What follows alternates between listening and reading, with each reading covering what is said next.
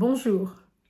je suis la reine Diambi Kabatuswila Chiemwata Kalamba Mukalenga Mukajiwan Kashama Wabakwaluntu Wabaluba Wakasai wa Congo. Je suis donc la femme roi de l'ordre du léopard du peuple des Bakwaluntu du Kasaï en République démocratique du Congo. Je suis aussi grande mãe do povo bantu brasileiro, c'est la reine traditionnelle des afro-descendants du Brésil, ainsi que Reina de los Congo de Panama, reine traditionnelle des descendants historiques Congo du Panama. Je suis aussi la secrétaire du Conseil panafricain des autorités traditionnelles et coutumières et je suis aussi la présidente du Forum mondial des populations indigènes. Je suis psychologue, je suis économiste, j'ai aussi un doctorat en administration publique et un doctorat en philosophie et lettres. Donc je suis très heureuse d'être invitée aujourd'hui pour ce panel. Je suis en vidéo étant donné que je ne suis pas présente au Congo pour l'instant. Je suis à New York pour faire une allocution lors de l'Assemblée générale de l'ONU. Et ainsi, je représente de façon très honorable et avec beaucoup d'honneur la tradition africaine, la tradition Congo, surtout la tradition de mon peuple des Bakwaluntu, du Kasaï, mais aussi la tradition africaine en général, puisqu'il n'y a pas tant de différence qu'on veut le faire croire entre les Africains, surtout d'origine bantou, qui sont des Africains qui viennent d'une grande et même famille, n'est-ce pas? Donc je représente généralement, quand je suis à l'extérieur du Congo, une sorte d'ambassadrice, je suis une ambassadrice culturelle pour parler de l'Afrique et pour parler de l'Afrique autrement. Parce qu'en effet, l'Afrique souffre d'un déficit d'image extraordinaire qui ne nous permet pas toujours de comprendre pourquoi est-ce que nous sommes aussi toujours un peu mal vus un peu partout, pourquoi est-ce que nous sommes toujours dans une espèce de souffrance socio-économique et culturelle. Mais en fait, c'est parce que pendant plusieurs siècles, un travail a été fait, un travail très minutieux a été fait pour en fait détruire l'image de l'homme africain et de la femme africaine, pour vilifier, pour démoniser l'image et pour montrer que c'était une image d'un être inférieur. Alors nous savons très bien que ce n'est absolument pas la vérité, puisque nous avons tous les éléments de penser que l'Afrique au contraire est au cœur de l'humanité, parce que quand le Créateur a créé l'humanité, il l'a créé en Afrique. Et il l'a créé comme une femme et un homme africains qui sont encore là aujourd'hui, partout. On peut les voir en Afrique, au Congo par exemple. Et ce sont en fait les parents de l'humanité qui sont africains. Donc, pas seulement le fait qu'ils soient les parents de l'humanité, mais on a vécu en Afrique pendant maintenant 400 000 ans. Donc l'humanité a comme non seulement berceau l'Afrique, mais a aussi comme sa maison, son temple, son université, son église, tout est africain au départ. Puisque nous quittons l'Afrique qu'il y a 70 000 ans ou 70 000 ans, c'est seulement à cette époque-là qu'on commence à quitter l'Afrique pour voyager dans le monde. Donc c'est comme pour dire que si l'humanité avait 100 ans aujourd'hui, elle a quitté l'Afrique quand on en avait 80. Alors on ne quitte pas un berceau quand on a 80 ans. On quitte déjà une vie bien accomplie. Et effectivement, l'Afrique a été le précurseur et aussi le créateur de pas mal de sciences et technologies que nous utilisons aujourd'hui, qui dérivent donc de connaissances de nos ancêtres. Par exemple, les mathématiques, pour n'en citer que peu, les mathématiques, les sciences, l'astronomie, la médecine, l'architecture, les arts dans toutes leurs formes, la musique, les arts plastiques, la mode,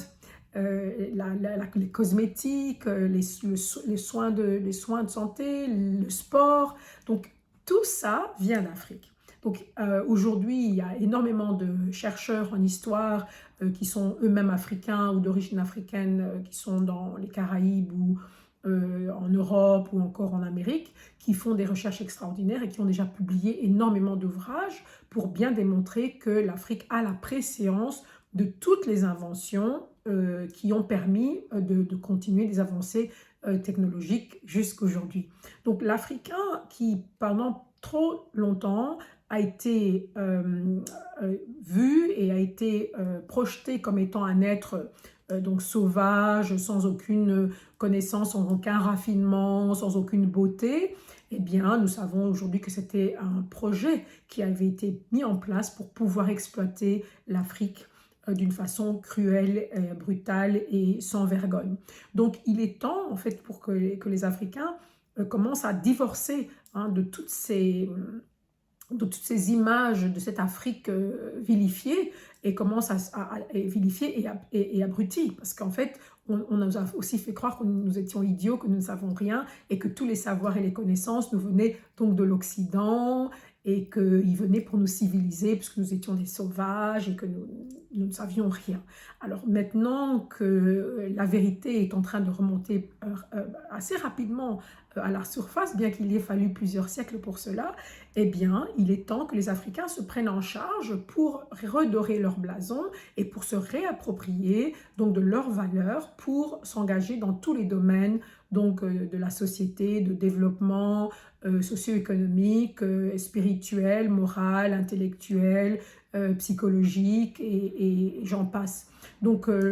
être aujourd'hui invité dans un colloque qui a à voir avec la beauté me permet justement de parler aussi de la beauté dans le cadre que je viens de définir. Il est difficile de parler de beauté en Afrique sans faire référence au diktat de la beauté que l'Occident a imposé pendant plusieurs siècles à l'Afrique et au monde en général. Donc, on ne peut pas parler de beauté aujourd'hui sans faire référence au modèle occidental européen où la beauté ressemble en fait à ce que l'Europe décide que la beauté soit. Donc,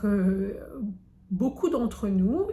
inclus moi-même, ai été victime en fait de ce diktat parce que l'Europe, l'Occident en général dicte la forme que la femme doit avoir pour être une femme acceptable et belle. Elle dicte aussi comment est-ce que la femme doit se présenter, donc sa façon de s'habiller, sa façon de se coiffer, sa façon de se maquiller. Elle dicte aussi les comportements, donc les comportements, comment est-ce qu'une femme aujourd'hui qui est belle doit se comporter, donc qui n'a pas nécessairement à voir avec la façon dont la femme est projetée dans nos traditions. Donc, il y a tout ce diktat qu'il faut d'abord connaître. Il faut comprendre qu'effectivement, il y a toute une construction qu'on appelle donc de l'ingénierie sociale qui a eu lieu depuis maintenant plusieurs siècles, donc avec l'avènement de l'Occident et du monde arabe d'abord en Afrique et puis de l'Occident après. Pendant plusieurs siècles, on a été soumis à des traitements d'une violence extrême pour nous imposer justement ces standards qui par après ne sont plus forcés par le fouet, mais maintenant qui sont implantés directement dans nos propres têtes via les systèmes éducatifs que nous avons, qui continuent de faire la promotion des valeurs occidentales au-dessus des valeurs traditionnelles et ancestrales, il y a aussi toute une apologie donc de ces valeurs au niveau de la beauté, au niveau des médias, où on est matraqué constamment avec des images de personnes qui ne nous ressemblent pas spécialement et auxquelles on doit se conformer si on veut se mesurer dans des standards de beauté que l'Occident a imposé pendant bien longtemps et qui continue d'imposer maintenant à travers aussi ce qu'on appelle maintenant les médias sociaux. Parce que les médias sociaux comme Instagram, Facebook ont des algorithmes qui sont bien calculés, qui sont bien formés pour pouvoir mettre en valeur toujours les mêmes valeurs au niveau des standards de beauté. Donc moi, en tant que femme africaine,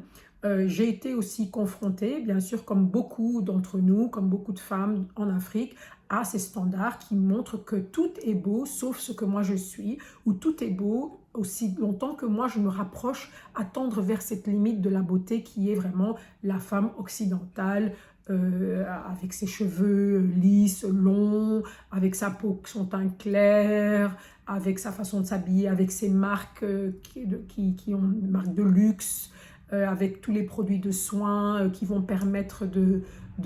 à ce que j'arrive à m'approcher de cette limite. Parce que je n'y serai jamais hein, mais je vais pouvoir un peu m'approcher, et plus je vais m'approcher, eh bien, plus belle je devrais alors me sentir. Donc moi-même, j'ai été victime de ce traitement, puisque c'est un traitement que j'ai appelé de l'ingénierie sociale, qui est un travail psychologique, hein, de nous saper dans la psychologie, de nous inculquer des valeurs sans parfois même qu'on s'en rende compte, puisque nous sommes exposés constamment à de la publicité, à des standards qui sont des standards qui ne nous ressemblent en réalité pas tellement. Bien que je vais faire après une parenthèse sur ces standards plus tard quand je parlerai donc de la chirurgie esthétique plus tard. Donc moi-même, il y a un moment dans ma vie où j'ai commencé à lisser mes cheveux parce que je trouvais que mes cheveux n'étaient pas lisses, que c'était difficile à coiffer. C'était donc la raison, hein, que j'invoquais. Oui, c'est difficile à coiffer. Mais en fait, c'était le look qu'on ne savait pas avoir, ce look de cheveux lisses qui bouge au vent et qui pend. Et c'était ce que je voyais à la télévision, les vedettes, tout ça. Et donc, j'ai commencé aussi à me défriser les cheveux parce que je n'étais pas contente de mes cheveux. Et finalement, au fur et à mesure des années, j'ai commencé à avoir beaucoup de problèmes capillaires puisque ces produits, qui sont généralement des produits extrêmement dangereux et toxiques, ont commencé à me brûler la peau, donc la peau du scalp, et ont commencé à créer des lésions. Et donc, de ce fait, heureusement, j'ai commencé à me rendre compte que c'était vraiment dangereux, que c'était pas bon pour ma santé. Et j'ai commencé aussi à faire des recherches. Et à voir les recherches que j'ai commencé à faire, j'ai vu que la plupart des produits qu'on vend pour le marché des afrodescendants aux États-Unis ou le marché des afrodescendants dans le monde, inclus en Afrique, sont des produits qui sont généralement très toxiques et qui, en plus de ça, ne respectent même pas les standards au niveau de la santé, donc les standards établis par les institutions qui régulent la santé publique. Donc, ils sont généralement au-delà, hein, ou plutôt, je devrais dire, en dessous, hein, des standards établis au niveau de la santé publique. Donc, on remarque que la toxicité des produits qui sont dédiés ou qui sont conçus pour la consommation par les populations africaines en général, noires dans le monde, eh bien, ce sont des produits qui sont extrêmement plus toxiques. Alors, c'est à se demander pourquoi. Pourquoi est-ce qu'un produit doit nécessairement être plus toxique quand il s'agit des produits qui sont dédiés à la consommation par les Africains, les afrodescendants. Donc, c'est toute une question idéologique et qui pose vraiment un réel problème quand on est au courant de ça. Mais encore, donc, il faudrait qu'on commence à se rendre compte que les services de santé publique doivent s'investir davantage dans le besoin de contrôler la qualité de tous les produits qui sont vendus pour la consommation en Afrique et la consommation des afrodescendants, parce que si eux ne le font pas, les autres ne le feront pas à leur place, puisqu'apparemment il y a un vide où il n'y a pas de législation qui oblige donc les fabricants de ces produits de consommation, que ce soit capillaire ou pour les cutanés, eh bien il n'y a pas de réglementation qui oblige ces sociétés à produire des produits de qualité et d'une toxicité limitée ou vraiment extrêmement petite. Donc nous-mêmes, nous devons prendre en considération qu'il y a effectivement quelque part un agenda, puisqu'il y a vraiment une invasion de produits toxiques sur nos marchés. Alors, donc moi, j'ai donné l'exemple du cheveu, évidemment. J'ai après, bien sûr, arrêté, j'ai rasé ma tête et j'ai laissé mes cheveux naturels repousser, et j'ai bien sûr appris que mes cheveux naturels étaient magnifiques puisque Dieu m'avait créé ainsi, et donc je n'avais plus à être différente de ce que Dieu m'avait créé. Bien sûr, je peux embellir avec mettre des chouchous ou peut-être même faire des teintures, pourquoi pas, mais il y avait lieu de ne plus me causer du mal parce que je veux ressembler à un standard particulier. Alors évidemment, il y a le même problème se pose parfois pour la couleur de la peau, parce que pendant trop longtemps, on a dénigré la couleur noire de la peau, alors que la couleur noire de peau, la couleur noire très foncée, est la couleur la plus divine qu'il soit, puisqu'en réalité, quand Dieu a créé l'humanité, il l'a créée noire, il l'a créée foncée pour une raison bien particulière, c'était parce qu'il a prévu de la protéger contre des agressions des rayons nocifs que émette le soleil. Alors la mélanine qui fait que nous avons une peau noire, et plus noir on est, plus protégé on est de toutes sortes de choses, plus de mélanine on a, plus on est protégé, et donc Dieu, le Créateur, a veillé à ce que sa création soit protégée. Bien sûr, il y a eu des mutations au fur et à mesure du temps, où il y a des variations dans les couleurs, et je ne vais pas rentrer dans les détails pourquoi il y a eu des mutations qui ont fait qu'aujourd'hui il y a même des Européens ou ce qu'on appelle en général les Caucasiens ou les leucodermes. En fait, ce sont au fur et à mesure du temps et de l'environnement, il y a eu une dépigmentation de la peau. Donc en réalité, la peau noire et la peau originale, la peau noire et la peau qui devrait être considérée comme le standard de beauté numéro 1. Et donc s'en éloigner serait donc une aberration, s'en éloigner par préférence devrait être considéré comme une aberration, mais aussi devrait être considéré comme dangereux. Parce que encore, les produits qui font qu'on s'éclaircisse la peau sont des produits extrêmement toxiques et qui maintenant causent énormément de problèmes, notamment la stérilité, les cancers, certaines maladies de la circulation et bien d'autres encore que je ne pourrais citer, mais que peut-être si nous avons des médecins dans la plateforme, eh bien, ils pourront souligner ces problèmes. Mais donc, moi, je suis quelqu'un qui veut encourager la femme africaine à comprendre que c'est elle la plus belle du monde, la femme africaine originale. C'est elle la plus belle du monde, c'est elle qui est la mère de l'humanité, c'est elle qui a produit toute cette diversité et c'est elle la première créée par Dieu lui-même. Donc, de commencer à reprendre le dessus sur le narratif concernant la beauté est très important que nous commencions à dire nous-mêmes qu'est-ce que nous considérons comme beau et que nous n'avons pas à nous laisser dicter par l'Occident quels sont les standards de beauté. Parce qu'il faut bien comprendre encore une chose, que bien qu'il y ait un travail psychologique qui est fait, je suis psychologue donc je peux parler de ça, pour toujours saper en fait le moral des gens qui ne correspondent pas aux standards, pour que ces gens-là deviennent des consommateurs avides de tout ce qui est produit pour pouvoir accéder éventuellement le plus près possible à ces standards. Eh bien, c'est tout un travail psychologique qui est fait derrière ça pour nous convaincre que nous ne sommes pas bien assez. Alors moi, je considère aujourd'hui dans ce symposium qu'il faille en tout cas sortir de là avec une décision où on dit à nos filles qu'elles sont formidables juste comme Dieu les a faites, on dit à nos mamans qu'elles sont magnifiques juste comme Dieu les a faites et qu'on les encourage à avoir des comportements sains vis-à-vis de leur corps pour ne pas se détruire juste parce qu'on veut ressembler à un standard qui est un standard établi par des gens qui veulent nous exploiter, qui nous ont toujours exploités, qui ne sont pas dans notre intérêt. Donc à partir de ce moment-là, quand on se rend compte que tout ce qu'on fait, ce qui a à voir avec la beauté, tout ce qu'on fait a aussi à voir avec un côté non seulement idéologique, mais aussi un côté culturel, mais encore plus un côté économique. Alors, par exemple, moi, je ne m'habille qu'avec des vêtements qui sont fabriqués localement au Congo. Bien sûr, nous avons encore certainement des problèmes au niveau d'un approvisionnement du textile, parce que j'aimerais avoir des vêtements fabriqués uniquement avec du textile fabriqué en Afrique, produit en Afrique, avec des couturiers africains qui produisent les vêtements que je porte. Parce que les vêtements que je porte, c'est aussi un choix culturel de montrer que nous avons une culture et que nous avons d'autres standards de beauté, et que nous considérons beau d'autres choses que les autres à l'extérieur avec leurs grandes marques, mais que aussi nous mettons de la valeur pour tout ce que nous faisons nous-mêmes, tout l'artisanat, la technicité que nous mettons, l'originalité, la créativité, l'ingénierie que nos tailleurs et nos designers ont, il faut que nous la mettions en valeur. Il faut aussi que nous sachions que là où va notre argent, ça définira aussi notre avenir. Si nous injectons toujours notre argent dans des produits que nous importons de l'extérieur et que nous allons toujours mettre notre argent sur le compte en banque de ceux qui ne sont pas nécessairement conscients de vouloir aider l'Afrique à se développer, eh bien, nous déplaçons des milliards de dollars que nous pouvons investir dans notre propre économie et nous déplaçons ces milliards de dollars dans l'économie des autres qui, eux, n'ont pas notre intérêt en vue. Donc pour moi, m'habiller avec des vêtements fabriqués au Congo, mettre des produits qui sont de fabrication aussi locale, donc des produits de soins, éventuellement des maquillages qui sont fabriqués par des afrodescendants Et ce sont des choses qui peuvent aussi promouvoir donc l'entrepreneuriat